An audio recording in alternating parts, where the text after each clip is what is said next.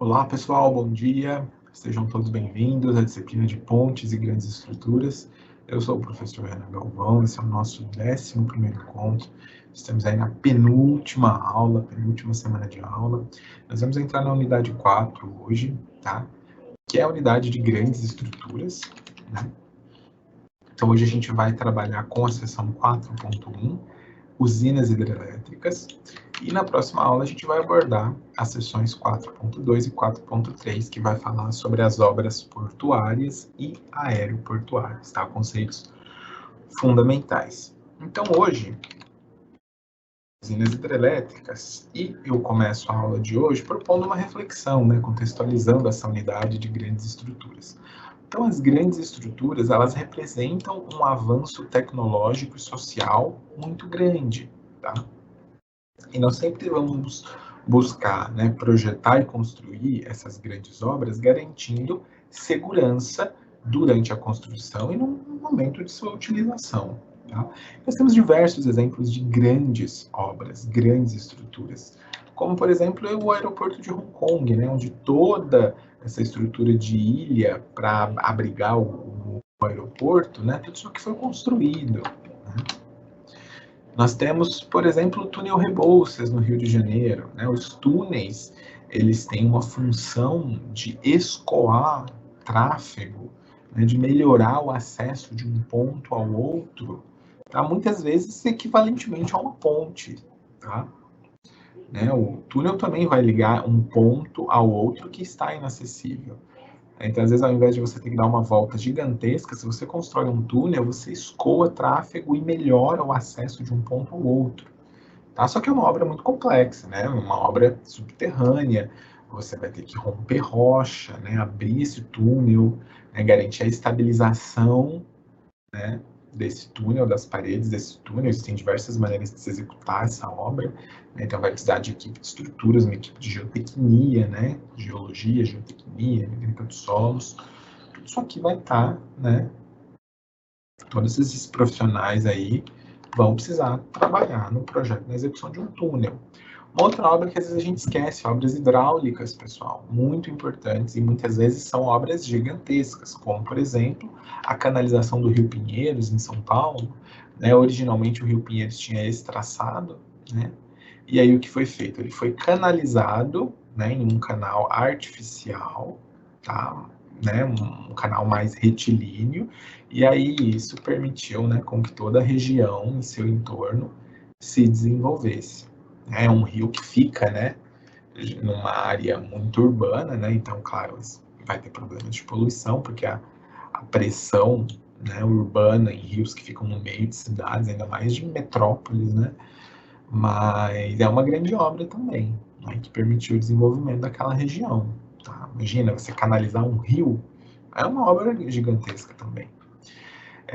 Temos aí, por exemplo, a hidrelétrica de Itaipu, no Paraná, né, é binacional, é Paraguai e Brasil, que foi uma das maiores hidrelétricas do mundo por muito tempo.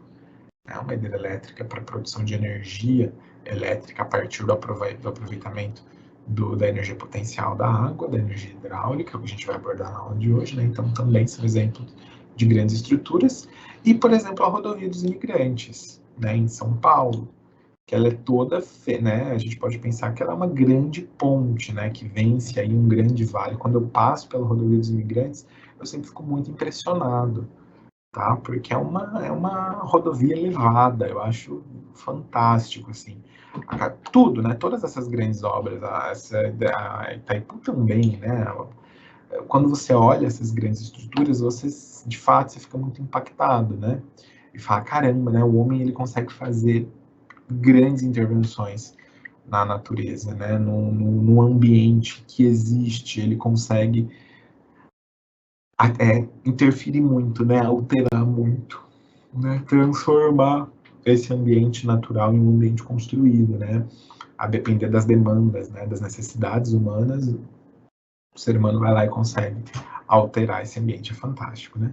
E aí eu proponho uma questão de reflexão aí para você pensar ao longo da aula e também pensar depois aí ao longo da vida, digamos assim, mas você consegue imaginar como seria a sociedade sem essas grandes obras de infraestrutura?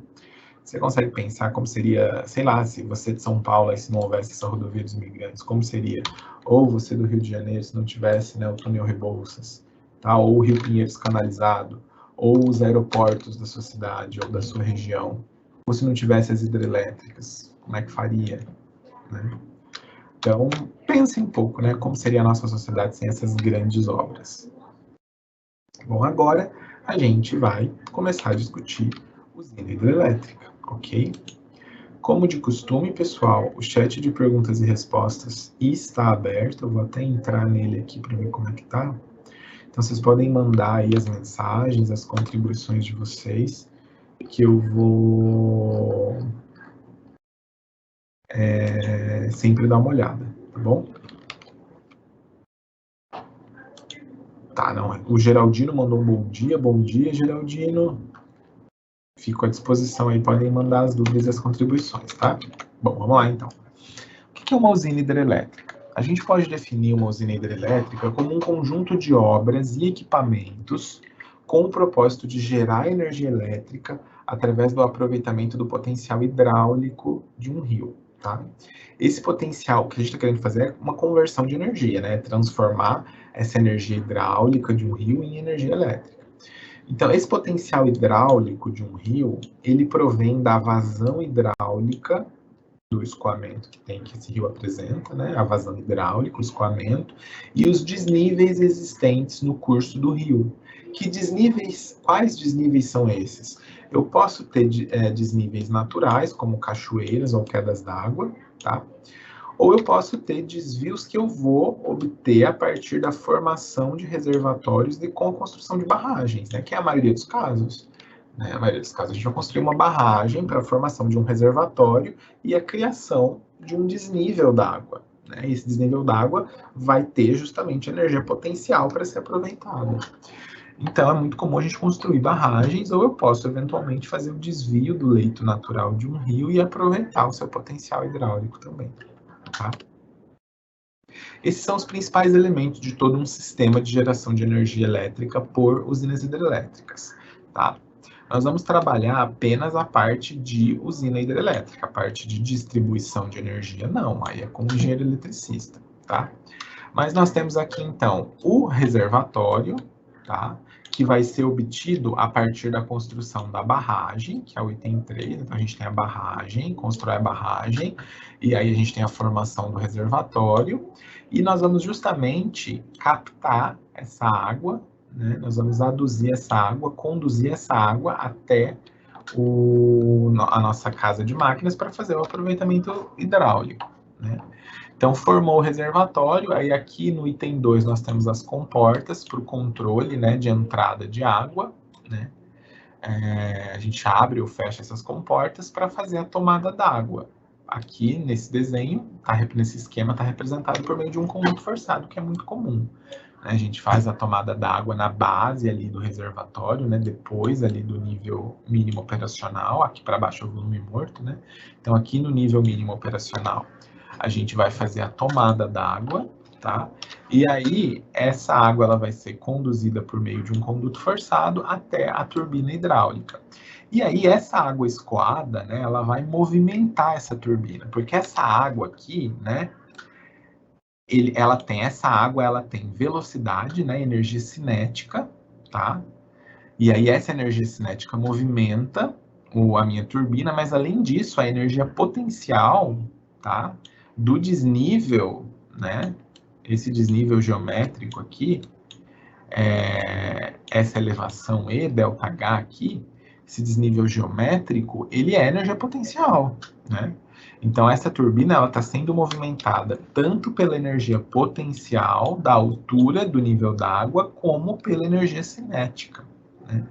E aí, essa energia movimenta a minha turbina, né? E o movimento da minha turbina, essa energia mecânica, ela é convertida em energia elétrica pelo meu gerador, que é o item 6, tá? Aí essa água, depois que movimenta a minha turbina, ela é restituída para o leito do rio a jusante, através de um canal de fuga, né? E daí você vai ter dissipador de energia para reduzir a velocidade de escoamento. E aí depois aqui, ó, do meu gerador, aí eu já tenho energia elétrica produzida, né? Aí ele vai para um transformador elevador para subir a carga, né, para a gente transmitir em alta tensão. Aí nós temos as linhas de transmissão, depois vai para uma subestação abaixadora para deixar essa corrente elétrica em baixa tensão, vai na sequência para as redes de distribuição, até chegar lá nos transformadores, depois nos medidores de consumo e por fim ali, né, no acender e apagar a luz ali, né, a energia elétrica no consumidor em si. Tá? Só que nós vamos trabalhar hoje, né, apenas a parte da usina, tá? A parte de transmissão não vai competir a gente. Nós podemos classificar usinas hidrelétricas uma forma, né? Na verdade, a gente classifica em duas categorias, tá? Usinas de grandes reservatórios e usinas a fio d'água. Como o próprio nome, né, nos induz a pensar, as usinas de grandes reservatórios são aquelas usinas em que há formação de reservatórios com um grande acúmulo de água, tá? Geralmente nas cabeceiras dos rios ou em locais com altas quedas d'água. Né? Então, nas usinas de grandes reservatórios, há a formação de grandes reservatórios. Já nas usinas a fio d'água, não. Tá? Você vai fazer o aproveitamento principalmente aí da velocidade das águas do rio. Tá? Então, é um aproveitamento da energia cinética. Você não vai aproveitar a energia potencial porque não tem formação de reservatório aqui. Tá? Não vai haver nenhum acúmulo de água ou então um acúmulo mínimo. Tá? Mas as usinas a fio d'água, elas operam aproveitando a energia cinética do escoamento da água, tá? A velocidade das águas dos rios. É essa velocidade das águas que movimenta as turbinas. Mas a gente vê justamente essas duas condições, né? Aqui, primeiro, a gente tem, né, as usinas de grandes reservatórios, ó, formou-se aqui um grande reservatório, enquanto na figura esquerda, não, né? A gente tem aqui o leito do rio, né? Não tem formação de reservatório, há um pequeno alargamento aqui da seção, ó, né? Mas aí você não está formando reservatório, que o impacto ambiental é bem menor, né? Só que a capacidade de produção também é menor, né? Porque aqui você não aproveita a energia potencial. Na usina fio d'água você aproveita apenas a energia cinética, né? A velocidade de escoamento do rio. Em planta a gente consegue enxergar esses elementos também, né? Aqui uma usina hidrelétrica em planta. Aqui nós temos a barragem, com a barragem formou-se, né, todo esse reservatório, ó. O reservatório, né, ele alaga até a cota 255 aqui. Aqui a gente tem a tomada d'água, né, então todo esse reservatório, né, a água vai ser tomada aqui, levada até a casa de força. Então essa água ela é levada por um conduto forçado até a minha turbina, a água vai movimentar a minha turbina, a energia mecânica da turbina em movimento será convertida em energia elétrica pelo meu gerador, e aí nós temos a produção, né, aqui na casa de força. E aqui nós temos os nossos vertedouros, nós vamos estudar mais para frente na aula, mas os vertedouros são dispositivos de drenagem de águas em excesso, tá? Das águas excedentes. Então, em períodos de cheia, né, quando eu tiver os níveis do meu reservatório muito alto, se os níveis do reservatório subirem aí, os níveis máximos de operação, aí você tem que abrir os vertedouros, né, abrir as comportas dos vertedouros e permitir que essa água em excesso escoe a jusante da minha usina, ok? Nós vamos ver depois mais detalhes desses vertedouros. Bom, então agora, né, vista essa concepção geral, vamos item a item, né? Vamos discutir barragem reservatório, vamos discutir vertedor, tomada d'água, turbina, né? Então, começando ali pela barragem reservatório da nossa usina, a barragem ela pode ser definida como uma estrutura em solo ou em concreto, tá? Construída no vale do rio, de ombreira a ombreira, tá? De uma margem a outra, da ombreira de uma margem a outra, com o objetivo de elevar o nível d'água do rio até o nível máximo normal do reservatório, tá?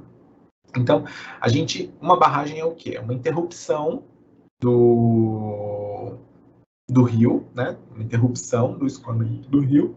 E aí, com essa interrupção, você vai promover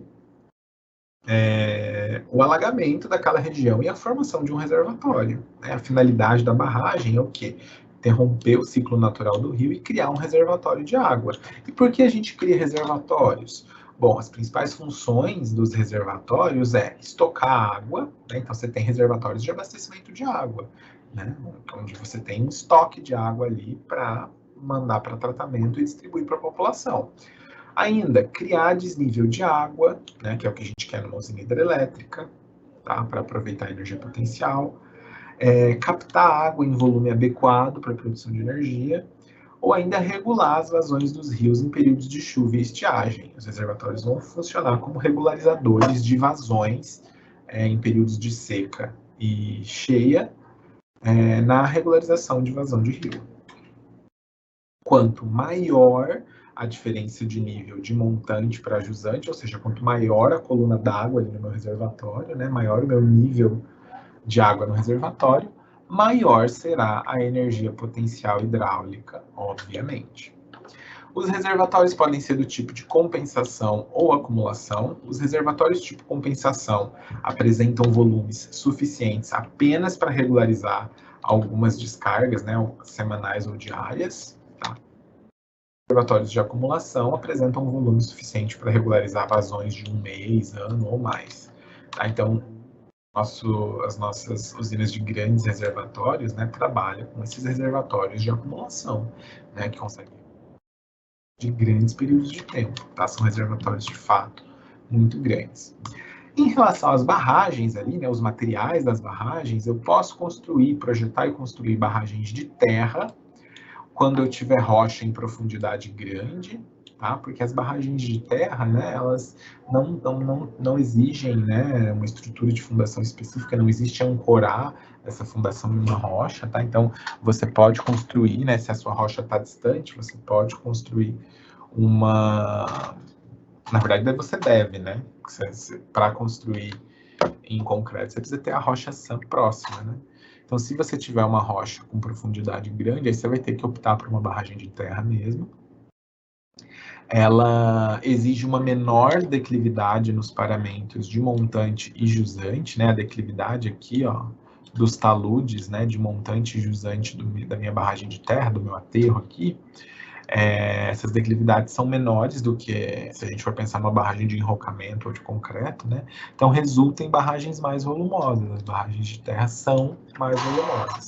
Elas serão utilizadas aí apenas para pequenas e médias alturas de reservação, né? Alturas do nível de água de reservação, e podem ser construídas a partir de um único material. A gente tem daí uma barragem de terra homogênea, como é o caso dessa figura acima, né, que toda ela é construída com material de características geotécnicas aqui K1, ou ainda elas podem ser construídas com materiais distintos, que aí nós temos uma barragem de terra zonada, que é o caso dessa figura abaixo aqui, onde eu tenho, né, um núcleo central em um material K1, e aqui, né, próximo às regiões dos paramentos, eu tenho um outro material, né, um outro tipo de solo com características geotécnicas K2, tá? É uma barragem de terra zonada.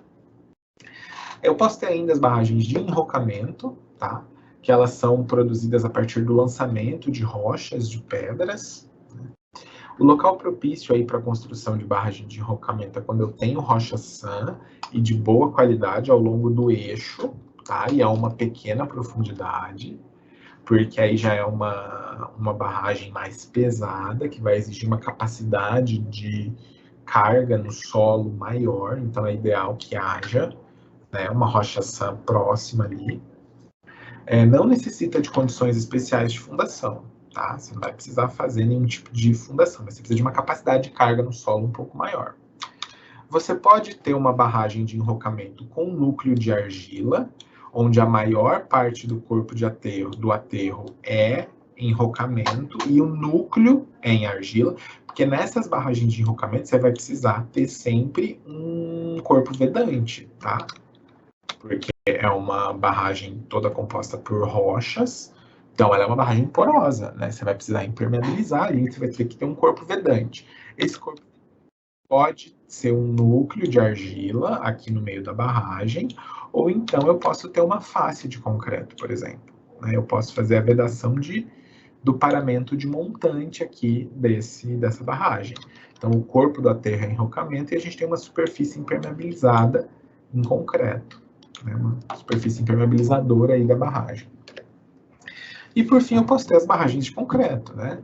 Que elas só podem, né, ser executadas se você tiver rocha sã ao longo de todo o eixo, tá? Elas são mais adaptadas a vales estreitos, porque aí as necessidades de fundação são muito específicas, tá? As pressões de fundação são bem maiores, tá? Você precisa de uma rocha sã de fato para você apoiar essa fundação, né? A fundação dessa barragem.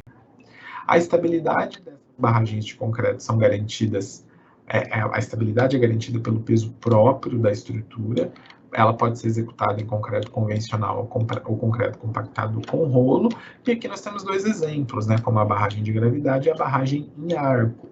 Veja que tanto para as duas geometrias, né, para a barragem de gravidade e para a barragem em arco, veja que com o aumento aqui na profundidade do meu reservatório, eu tenho o aumento da largura da minha seção, né, ó. Mesma coisa para a barragem de arco, ó, tá? A largura da barragem de arco também vai aumentando conforme eu vou aumentando a profundidade. Por quê? Porque toda essa água reservada, lembra lá, ela causa um empuxo na minha barragem, né?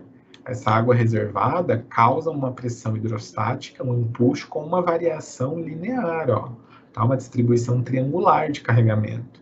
Então, quanto mais profundo, maior a carga de empuxo na barragem. Por isso, maior tem que ser a minha seção de concreto para que depois, né, essa barragem tenha peso próprio e consiga equilibrar todo o empuxo que a água causa sobre a parede da barragem. Ok? Bom, agora, falando de tomada d'água, deixa eu ver como é que tá aqui, que pé que eu tô nos meus slides. Ah, maravilha, tô.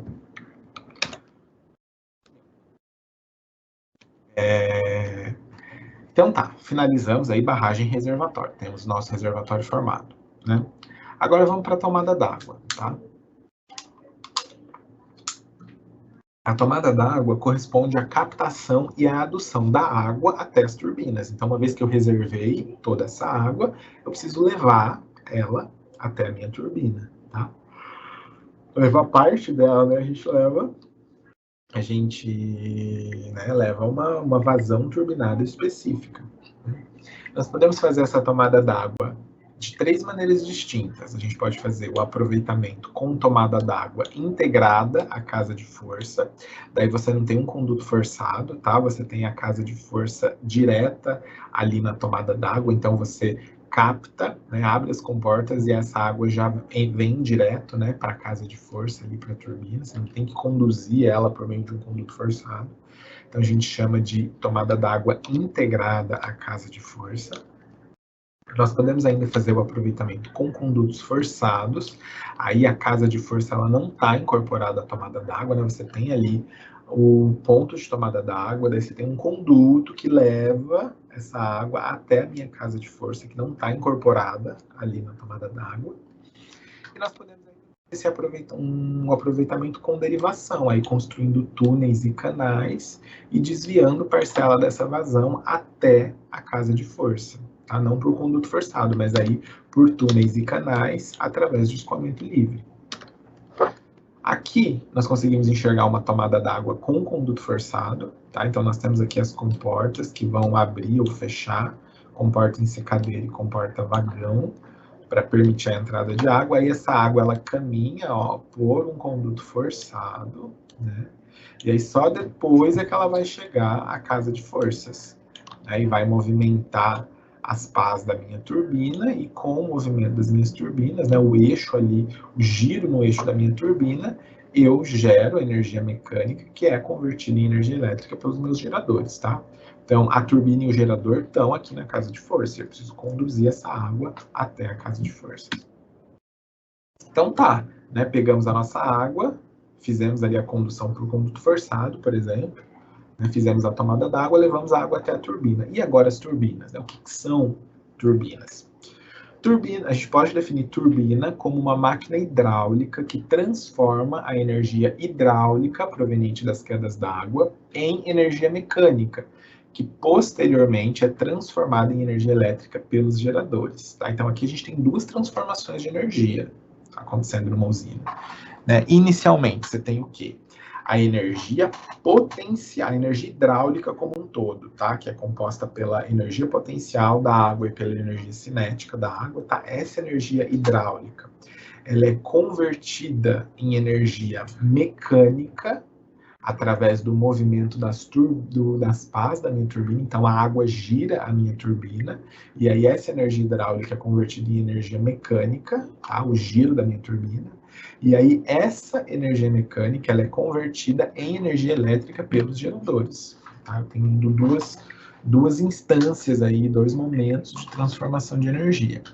As turbinas, então, né, elas retiram energia do meu sistema. Lembra lá em hidráulica, quando a gente estudava máquinas hidráulicas, né, qual que era a principal diferença de uma bomba para uma turbina? Né? São ambas máquinas hidráulicas, mas a bomba ela fornece energia para o meu sistema, enquanto a turbina retira energia do meu sistema. Tá? Por quê? Porque a gente está retirando, né? A turbina está o quê? Justamente retirando essa energia e passando ela para o gerador. Né? Eu quero justamente retirar a energia, né, do meu sistema. As turbinas elas são compostas por sempre, né, por um distribuidor e por um rotor. O distribuidor ele vai ter a função de orientar a água até o rotor e regular a vazão turbinada também. Né? Porque nem toda vazão que está sendo conduzida pelo meu conduto forçado, ele vai ser a vazão turbinada, né? O distribuidor vai, né, regular qual é a vazão minha que vai ser turbinada. E o rotor, tá? É uma peça fundamental da minha turbina, é uma peça dotada de um eixo sobre o qual estão dispostas pás que são rotacionadas pela água, proporcionando o movimento do eixo do rotor, do eixo da turbina e a potência do gerador, consequentemente. Né? Então, é uma peça que eu tenho, né? É uma peça dotada de um eixo aí, e aí no entorno desse eixo eu tenho as minhas pás, e aí a água bate nessas pás, né? E aí, tanto a energia cinética da água quanto a energia potencial, se essa turbina estiver submersa, né? A energia potencial da água vai atuar sobre o movimento do rotor, e é justamente o movimento dessas pás, né, das pás do rotor, que geram essa energia mecânica do eixo e a potência do gerador. Tá? Nós podemos ter turbinas de ação e de reação. Nós temos três principais tipos de turbina. Tá? A turbina Pelton, a turbina Francis e a turbina Kaplan. A turbina Pelton é a principal representante das turbinas classificadas como turbinas de ação. Tá? Elas transformam energia cinética da água em trabalho. Então, no caso das turbinas de ação ou das turbinas Pelton, tá? Você só tem o aproveitamento da energia cinética, tá? Você não tem o aproveitamento da energia potencial. Ou seja, essa turbina ela não opera submersa, ela opera no ar. Tá? Essa turbina, o rotor da turbina gira no ar, ok?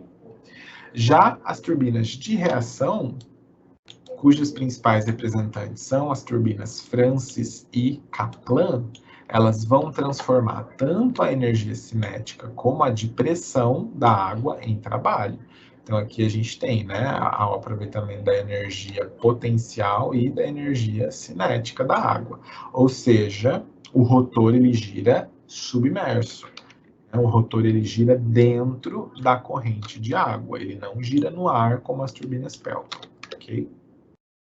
E aqui nós temos algumas imagens. Inclusive eu recomendo para o pessoal que vocês vão lá no YouTube. A nossa aula é curta, né? A gente não consegue, eu não consigo mostrar vídeos no YouTube para vocês aqui. Mas eu recomendo que vocês deem uma olhada no YouTube e pesquisem vídeos sobre essas turbinas para vocês enxergarem o escoamento da água, essas turbinas em movimento, tá? Mas veja bem, ó, na turbina Pelton, ó, você tem o distribuidor que conduz a água, ó, até o meu rotor. O rotor está aqui dentro, tá vendo? Ó? E aí, a água ela é jateada sobre as conchas, que são as pás do meu rotor, tem esse formato de concha, né, na turbina Pelton. E daí a água, ó, ela é jateada sobre as pás, só que essas pás estão girando no ar. tá? Então, é o movimento, né, o jato da água ali, a energia cinética da água que movimenta o rotor dessa turbina. Já nas turbinas Kaplan e Pelton, não, aí esse rotor ele está submerso, tá? Ele está dentro da corrente da água. Por isso que eu tenho um aproveitamento da energia potencial também. A diferença entre a Kaplan e a Francis é o tipo das pás, né? O tipo do rotor e o tipo das pás do rotor. Né? Aqui na Kaplan a gente tem esse rotor com pás helicoidais, né? Parece uma turbina de avião aí. Ele tem essas pás helicoidais e a inclinação dessas pás ela pode mudar, tá? Aqui a gente pode mudar a inclinação das pás. E nós temos a turbina Francis. Na turbina Francis, a gente tem esse tipo de pá aqui, ela também roda submersa, né? O rotor também fica submerso, só que as pás não tem esse formato helicoidal mais, tá? De hélice aqui, né? Tem esse formato de hélice. É uma pá que está fixa e não consegue se movimentar também, ela tem uma inclinação já pronta, né? De fábrica, né? Não tem como mudar essa inclinação.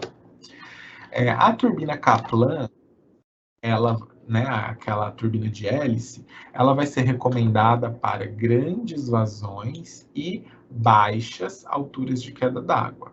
Já a turbina de ação Pelton, ela vai ser indicada para grandes alturas de queda d'água e baixas vazões. Tá? É a condição oposta. E a turbina Francis é aquela turbina intermediária, tá? Que vai ser recomendada para alturas de queda d'água intermediárias e vazões intermediárias também. E aí, tem só um exemplificando aqui, porque esse gráfico está no livro de vocês e ele pode ser usado como referência para a gente poder, né, indicar qual turbina mais adequada, né, para uma determinada situação operacional. Claro que a gente não projeta essa turbina, né? A gente não vai projetar a turbina por meio desse gráfico, mas a gente consegue ter uma noção. Né? Então, por exemplo, qual a turbina que é mais adequada para uma altura de queda d'água de 20 metros e uma vazão de 1 metro cúbico por segundo? Bom, vamos ver. Ó. Aqui a altura de queda d'água 20 e aqui a vazão 1 metro. Né? Ó, se a gente liga esses dois pontos, a gente vê aqui, ó, que o cruzamento, né, desses dois eixos está aqui no turbina Francis, né? São alturas intermediárias, é uma altura e uma vazão intermediárias. Então, a turbina mais indicada aqui é a turbina Francis, ok?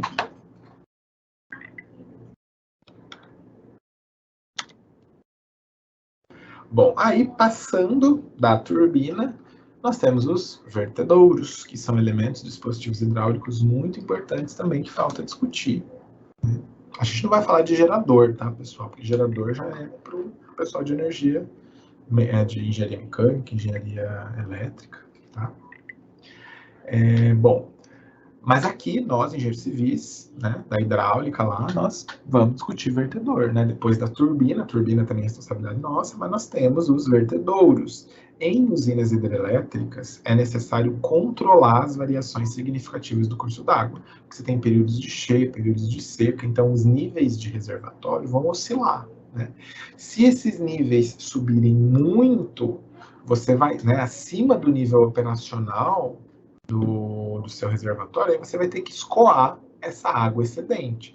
E esse escoamento é feito por meio dos vertedouros, tá? Que são estruturas hidráulicas destinadas a efetuar a descarga de águas excedentes dos reservatórios sem ocasionar danos à barragem ou às outras estruturas adjacentes. Né? Então, você quer o quê? Você quer controlar essa descarga, né? Se você deixar o nível d'água subir, ela pode verter sobre a sua barragem e danificar tudo a sua estrutura. Não, né? Você tem que ter um lugar onde você faça essa descarga controlada, tá? E aí a gente pode ter vertedouros de superfície livre do tipo tulipa, que a figura é interessante porque parece que você abriu um buraco, né, na terra, né? Mas é um tipo de vertedor que vai conduzir essa água para outro ponto, ok? Ele é mais comum em reservatórios, né, de abastecimento, em outro tipo de reservatório que não o de uma usina hidrelétrica. Tá? Em usinas hidrelétricas, serão mais comuns os vertedouros de superfície controladas. Tá? Esses reservatórios... Reservatório, oh, meu Deus, segunda vez que falo errado. Esses vertedouros, eles também são de superfície, tá? Só que eles são controlados, ou seja, eu consigo controlar a vazão que verte sobre o meu vertedor. Aqui não, né? Aqui é livre, né? O vertimento de água. Agora, aqui não, eu controlo por meio de comportas, né? E nesse desenho aqui a gente tem a ogiva alta, por quê? Porque a soleira vertente, ela está a uma altura significativa, tá? Então, esse vertedouro de superfície controlado de ogiva alta, ele é composto, então, por uma soleira vertente de altura significativa. Se ela fosse de uma altura menor, seria um vertedouro de ogiva baixa, tá? Controlada por comportas do tipo segmento. Então, aqui eu tenho uma comporta que eu vou abrir ou fechar para permitir, né, o vertimento e a descarga controlada da vazão excedente. Okay? E veja que essa comporta aqui é do tipo segmento, tá? Não é do tipo ensecadeira, não é a mesma comporta que a gente usa na tomada d'água. Até trouxe fotos nos slides para você perceber bem a diferença, né? As comportas do tipo ensecadeira aqui, elas são usadas lá na tomada d'água, tá? Você vai subindo aqui, né, né, com a subida aqui da comporta, você vai permitindo a entrada d'água.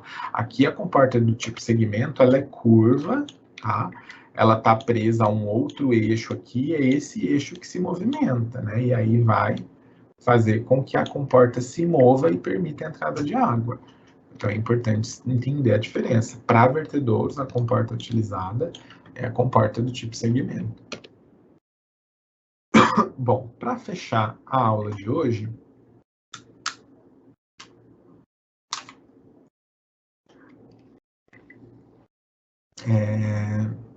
só trazendo aí alguns conceitos finais, né, de usina hidrelétrica,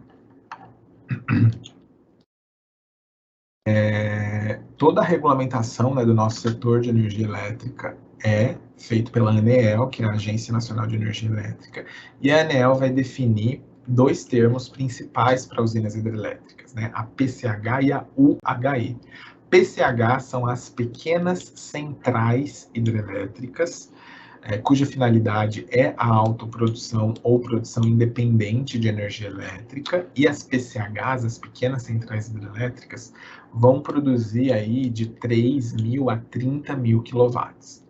Quando eu tiver maiores potências instaladas, né, potências maiores que 30.000 quilowatts, aí eu tenho uma UHE, tá? Uma usina hidrelétrica. Itaipu, por exemplo, tem uma potência instalada de 14 milhões de quilowatts. O processo executivo da formação do reservatório, né, da barragem, né, e das demais instalações também da usina, elas podem acontecer por meio de ensecadeiras ou de túneis de desvio, né? Então você vai primeiro precisar ou desviar esse rio por meio de um túnel provisório, e daí você constrói a barragem e forma um reservatório, né? Você precisa secar aquela região, né, para poder construir sua barragem. Ou então você utiliza ensecadeiras, que são estruturas de contenção temporárias, né? Então você constrói uma ensecadeira, desvia o rio, e depois tem o espaço seco para construir a sua barragem, né? Então constrói metade da barragem, aí depois libera a ensecadeira inicial, constrói mais uma ensecadeira aí do outro lado da margem do rio e termina de construir a sua barragem, tá? Enquanto isso, vai desviando, né, a água pela própria barragem construída até terminar de construir o restante da barragem, ok? Quais estudos são necessários aí para a implantação de uma pequena central hidrelétrica ou de uma barragem, que inclusive é o tema da situação problema do livro de vocês, tá? Dessa unidade. Bom, para se construir, né, uma PCH, uma barragem, uma usina em geral, tá? Tudo isso aqui se repete também para a construção de uma usina, né? Você precisa de um estudo topográfico, tá? Você precisa conhecer muito bem a topografia da região para conseguir saber qual é o volume do seu reservatório, qual é a altura de queda d'água, né? A cota, até que cota topográfica você vai fazer o seu reservatório. E associado a isso, você precisa do estudo hidrológico, que vai corresponder aí ao estudo de vazões desse rio. Será que você vai ter água suficiente para alagar a cota topográfica que você quer para a produção de energia? Quais são as vazões máximas, as mínimas? Qual é a altura da sua barragem? Até que cota topográfica você vai alagar?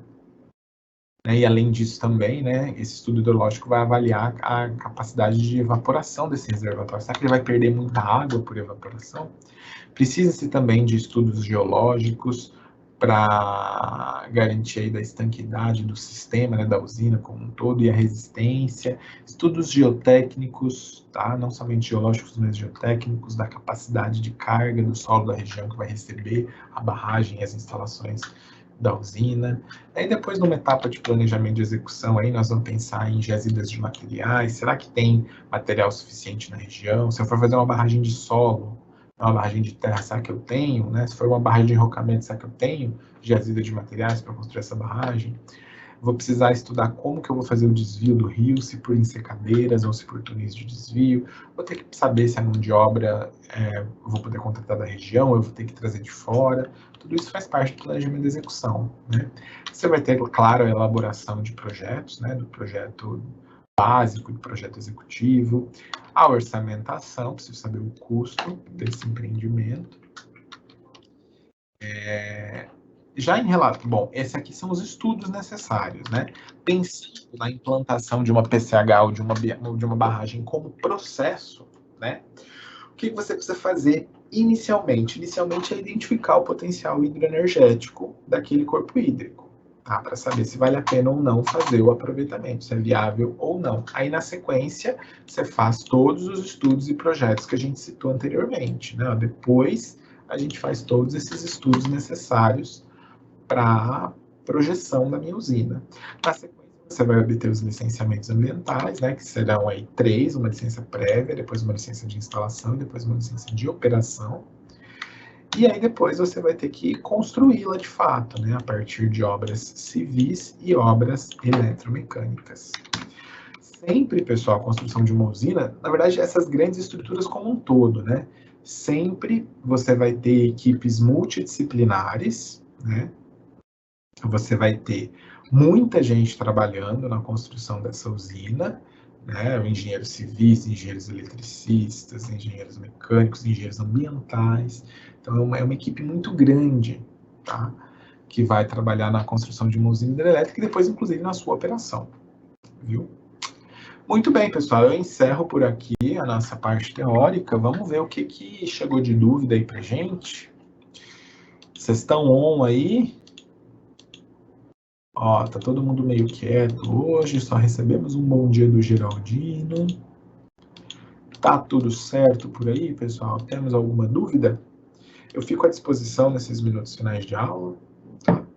Vou ficar de olho aí no chat de perguntas e respostas. Vamos aproveitar esses minutos finais para conversar, tá? Vamos interagir.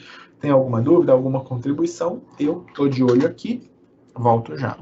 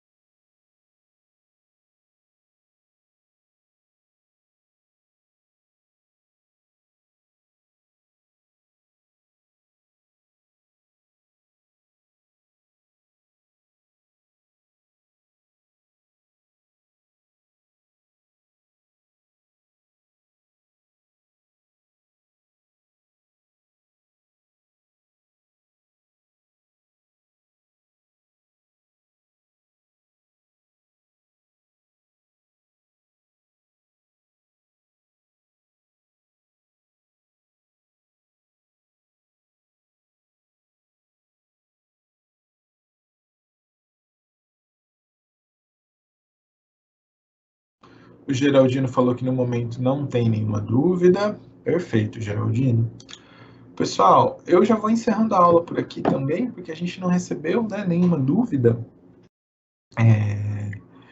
Então, na próxima aula a gente vai abordar as sessões 2.3, sessões 4.2 e 4.3, tá?